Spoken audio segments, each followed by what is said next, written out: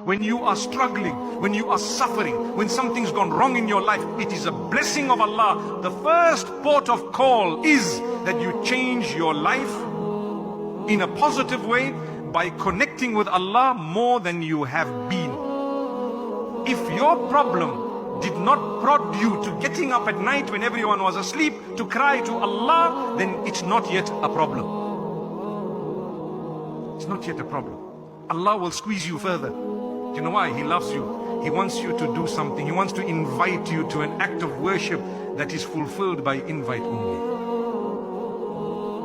That is tahajjud. Allah invites those whom He loves to that prayer. And sometimes the invitation is through squeezing you until you realize, I have to. I will get up, I will cry, I will ensure that I cry and shed tears and beg Allah and continue to beg Allah until He gives me what I want.